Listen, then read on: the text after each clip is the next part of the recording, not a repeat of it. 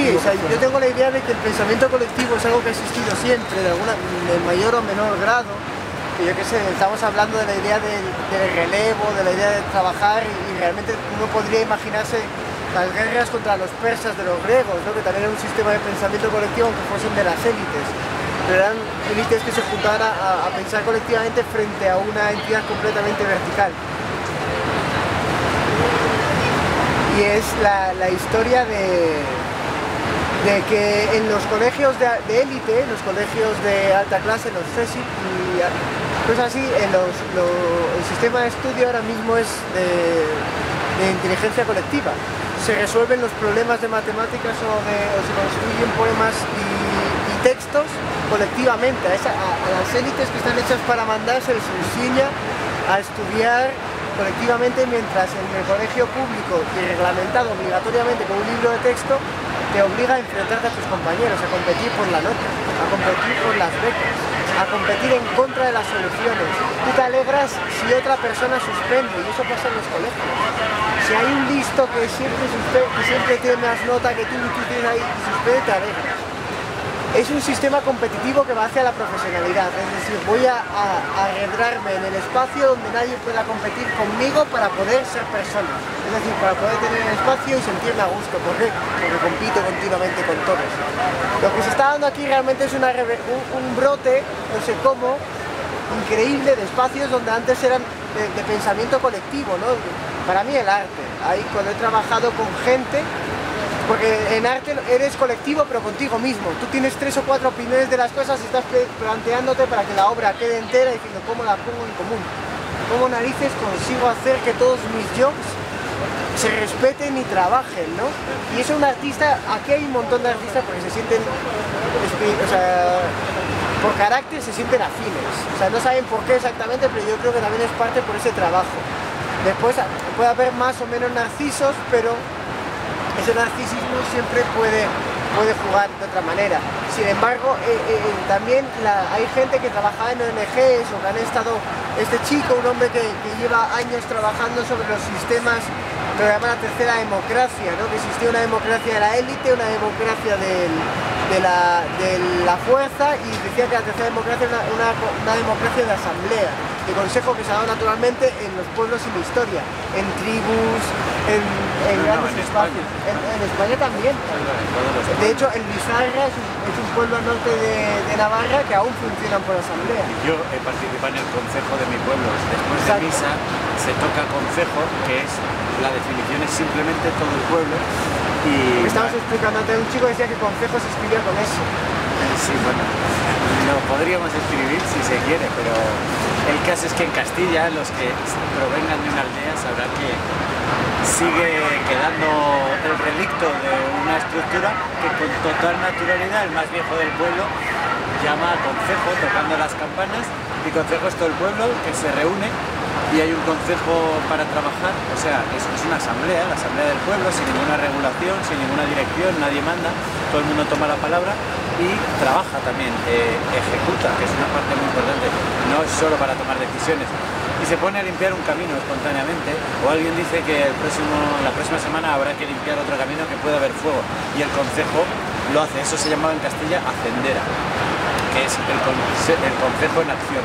Y en el País Vasco tiene otro nombre, en Cataluña, en todo caso, vamos, es tan real como que solo hay que pasarse por alguna aldea del norte de Castilla, Sanabria, por ejemplo, de las montañas burgalesas, que es donde el Estado menos ha percolado, prácticamente no ha llegado. Mi abuela nació en Edad Media y entonces esa Edad Media todavía tenemos ahí un pálpito remoto. Y de la inteligencia colectiva, lo que pasa aquí es muy milagroso, pero el hecho es que desde exactamente, hay cosas que no se han ido conformando progresivamente, sino que esto ha sido parido así, y el primer día ocurrió parido sin ya. dinero, por ejemplo. El primer día se decidió que no se iba a aceptar ningún Se ha parido sin dinero, se ha parido horizontal, inclusivo, no violento, asambleario y resistente a una fuerza violenta. Sí, eso como efecto agonístico, pero se ha parido en inteligencia colectiva.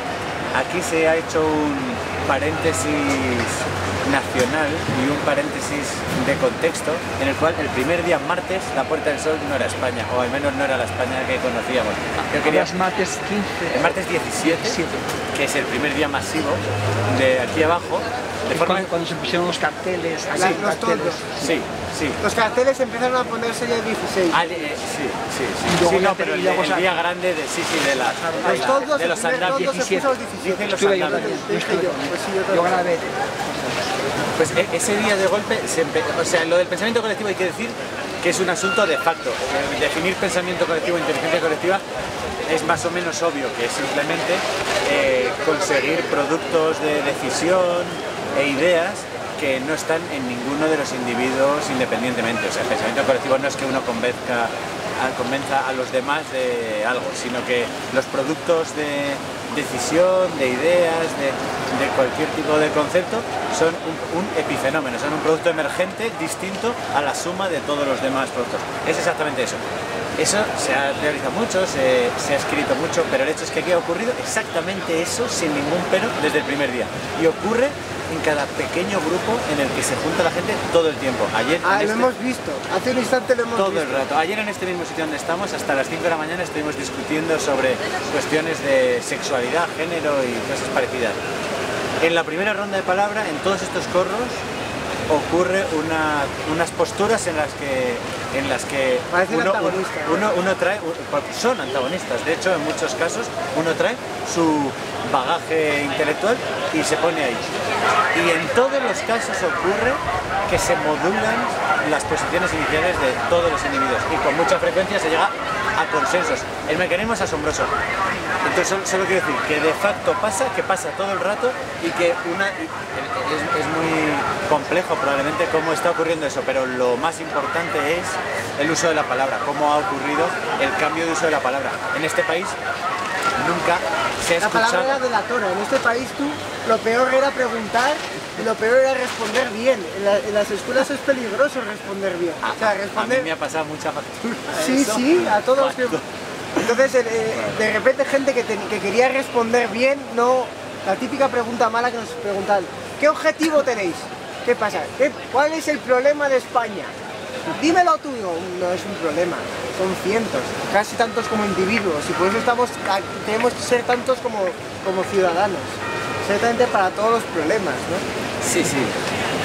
Pero bueno, en lo de la palabra individual, lo que ocurre es que de golpe, sin que haya habido que leer un manifiesto o un tutorial, como dicen ahora, todo el mundo de golpe se queda en absoluto silencio mientras el otro hace uso de la palabra, aunque esté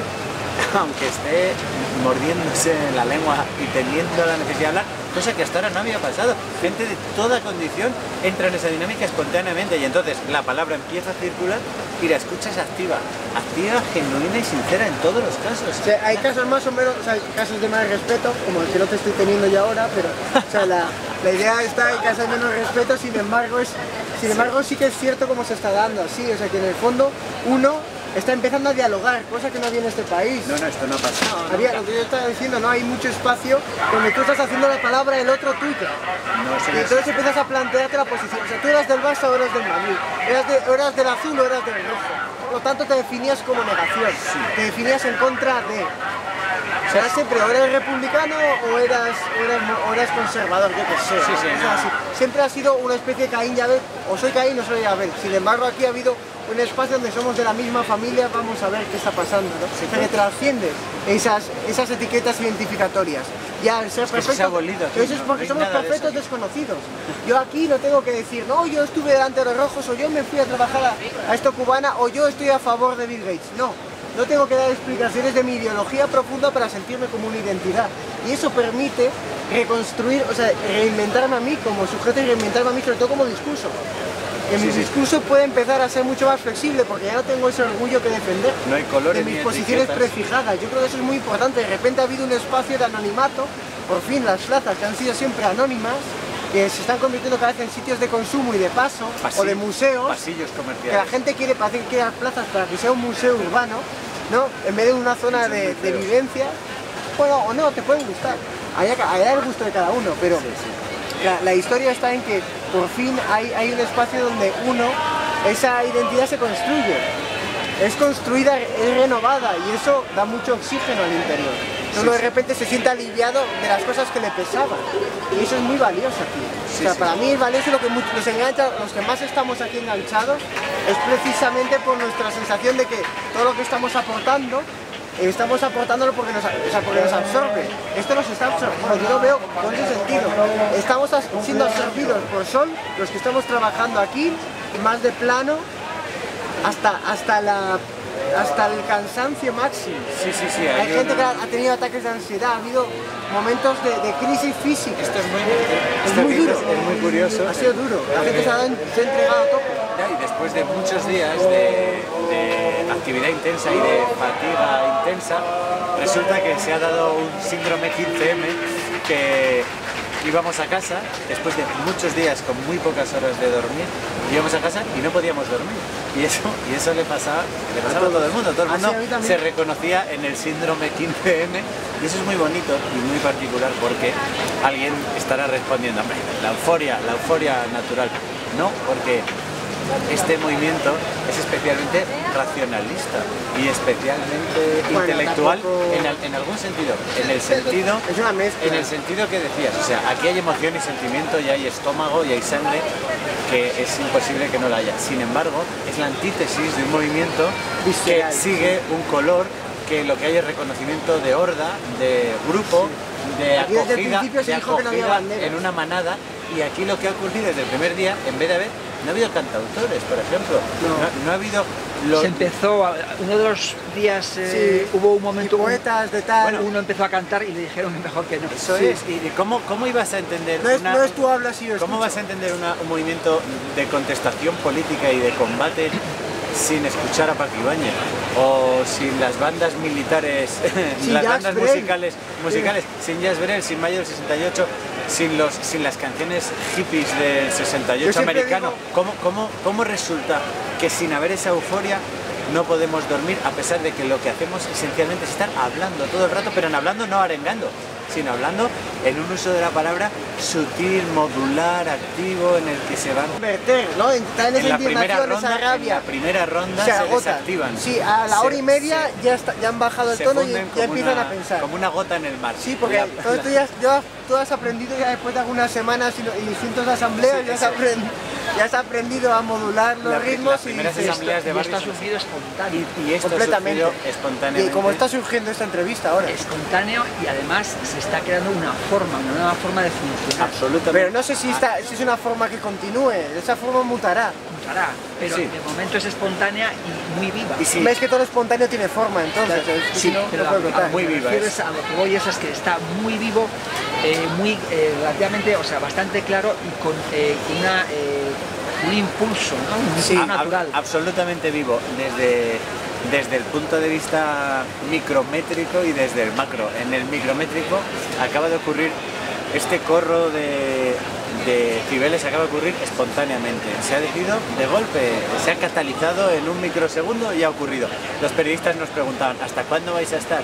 Pues esa decisión no se ha tomado porque nadie dirige esto. ¿Y qué va a pasar? Pues que en algún momento volverá a surgir otro movimiento.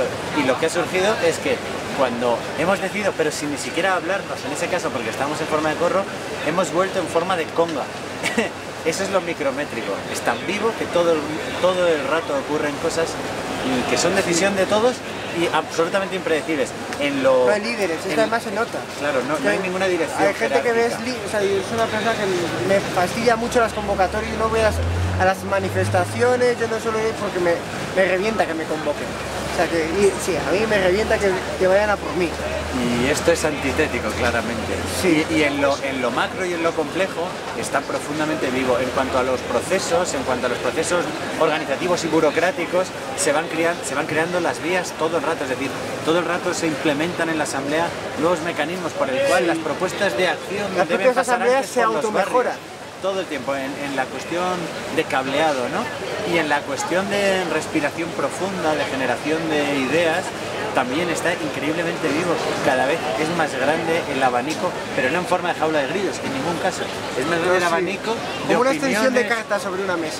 Eso es. Así que... distintos palos, distintos números, pero van saliendo. O sea, es una matriz profundamente viva, compleja y sofisticada, y que además ha ido saltando desde el primer día, desde la primera vez que se sentaron en el suelo aquí los primeros ocupadores de la plaza, los primeros 30, empezaron a sortear cada uno de los abismos y las brechas que se abrían delante de ellos, que eran gigantes en todos los casos.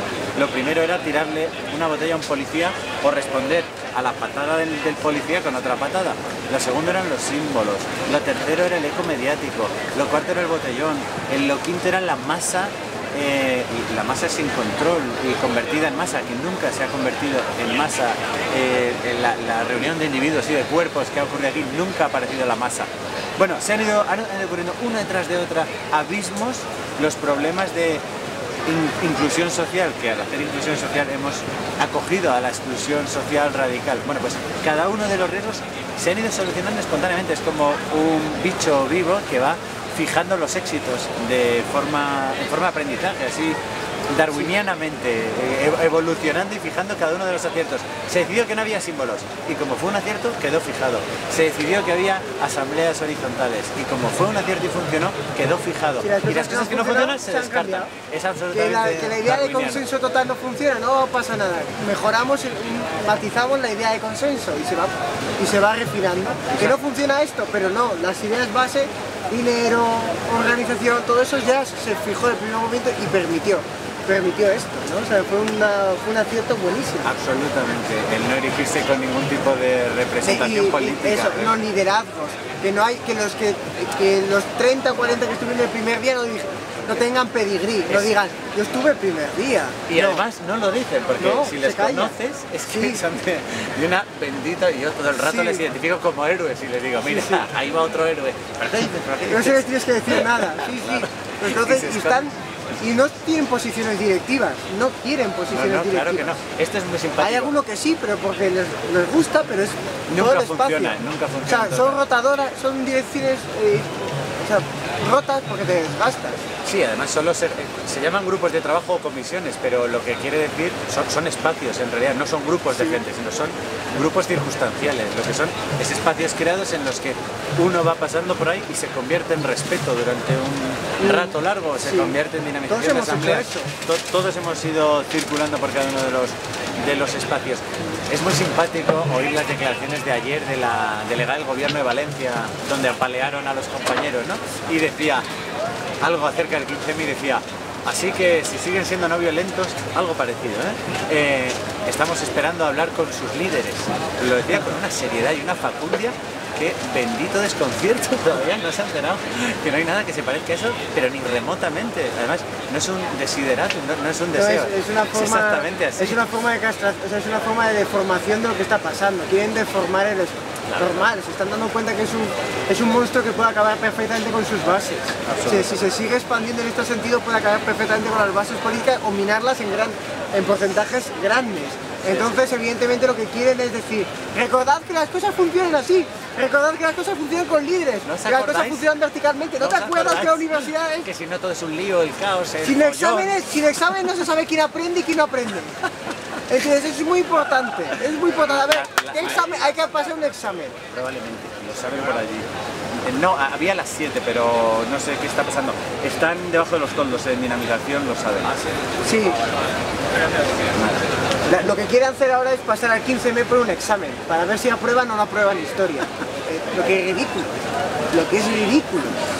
O sea, no se puede formular, o sea, nosotros podemos tener el orgullo o la vanidad de poder decir, no, esto es un movimiento central y del mundo. Y global, pero realmente es una cuestión también profundamente humana, ¿no? Es una cuestión de cada uno. Sí, pero nadie está asumiendo eso, no ocurre. En los estamentos altos, que supongo que sea por falta de carencias o sea, la división profunda de lo que es público, es decir, lo que es cara a los demás, lo que es mi experiencia privada, Berlusconi sigue haciendo sus fiestas locas, ¿entiendes? No teme a la justicia, no, le da absolutamente, es un tío que cree que es impune, que cree, o sea, que ha perdido completamente el respeto a la masa. Y lo demuestra. O sea, la masa, es normal que a la masa le tenga asco, pero a los ciudadanos puede pasar miedo, y le pasa eso a los políticos que dependen sobre todo de los ciudadanos. Hombre, que tengan miedo a mí me parece razonabilísimo. No quiero pero eso por lo menos les honra. Sí, ojalá, porque si no serían unos imbéciles. No sé, ellos demuestran ninguneo, ¿no? Como lo que decía Gandhi decía, que primero me ignoraban, primero después nos ignoraban, te insultan, después luego atacan, se reían, luego nos atacaron y entonces habíamos vencido. Bueno, estamos en la fase del ninguneo y la risa, sí. Pero, o sea, que significa que va muy bien, o ladran, luego cabalgamos. Sí. De todas formas se está consiguiendo un logro que es a Gandhi les atacaban, aquí ha habido mínimos ataques. Todavía no estamos en esa fase, todavía no estamos en la fase del ataque, sin ninguna duda, porque el ataque no es las porras de los policías, no es esa, no, hay de ninguna de las maneras, la violencia el ataque de las ideas. Que nos enfrentamos a otras violencias muy superiores, a violencias comunicativas, informativas, tergiversadoras, emocionales, de imposición de realidad, de transmisión de la información. Es posible que pronto nos encontremos con un techo de cristal en el que intentemos expresarnos y rebote todo el rato y sea absolutamente imposible y solo consigamos movimientos de fotografía, ¿no? Movimientos en las plazas. Es muy difícil que consigamos meter la palabra que requiere este movimiento, que es una palabra no compleja, pero sí reflexiva, que requiere algo más de un minuto que un eslogan o una camiseta. Pues es posible que una de las cosas que ha pasado, por ejemplo, en el mundo, ¿no? Es que poco a poco se han ido acabando los revolucionarios, se han ido creciendo los terroristas, ¿no? O sea, ya no hay revolucionarios. Esto evidentemente no es una revolución, no lo es. No lo es. Aquí no ha habido ni un tiro.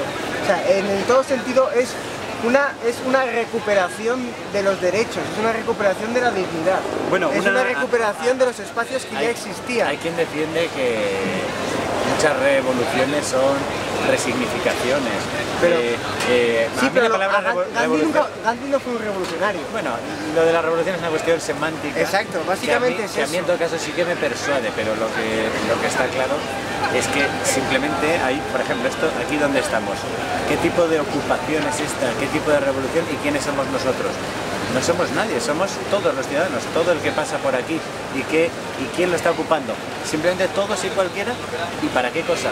Para hablarse entre ellos, simplemente para encontrarse y hablarse. Entonces es una resignificación del espacio público como lo que siempre ha sido en el Mediterráneo desde hace exactamente 2 milenios. En el espacio público es donde los vecinos bajan, se encuentran y gestionan la vida y lo público y lo colectivo.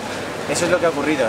Sin embargo, es revolucionario porque estaba completamente obliterado ese uso y ese sentido. Sí, y ¿sabes lo que también se le echa en cara a este movimiento? Que estamos trayendo a los discriminados que están en los márgenes de las ciudades que existen, que están en peores condiciones que es muy bonito, que están fatal, y los traemos al lugar donde se echan las fotos las personas. Eso es muy bonito.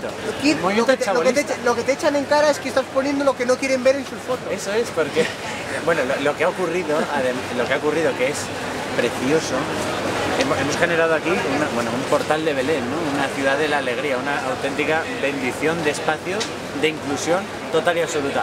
Eso de nuevo no es un eslogan, eso es un hecho constatable por cualquiera. Inclusión absoluta, signifique eso lo que signifique. De tal manera que la inmensa bolsa de exclusión social extrema que hay en la ciudad ha acabado viniendo aquí y de ninguna manera, yo eso es lo que entiendo y lo constato cada día, de ninguna manera porque den bocadillos, mantas o porque no venga la policía, como dicen algunos medios, simple y llanamente porque aquí se les trata por primera vez como personas. A gente que está en consumo activo de drogas, alcoholizados, menores sin tutela, grupos étnicos enfrentados, marginados de todo tipo de condición. De golpe se acerca a la gente y se le habla como a todos los demás, exactamente igual, sin ninguna identificación y al contrario de lo que le pasa en la dinámica normal de la sociedad. Y de hecho la bolsa que se ha generado al final de gente que proviene de la exclusión social ahora mismo en la plaza es brutal, es altísima, o sea, hay una cantidad de gente grandísima. Esto, desde mi punto de vista y conociendo algo problemática de la exclusión social en la ciudad y eso, porque colaboro con ONGs y eso, esto habría ardido como una cárcel, o sea, esto habría sido un polvorín absoluto. Están acampados los saharauis y están los menores marroquíes a 50 metros y están los que venden droga y los que la compran y hay gente que brota y hay gente que brota brotes psicóticos o que brota en alcoholismo o en una borrachera feroz. ¿Y qué ocurre? Que nunca estalla, que hay que apagar fuegos, hay que hablar con la gente, pero como el apagado de fuegos es en todos los casos por eso que se llama respeto.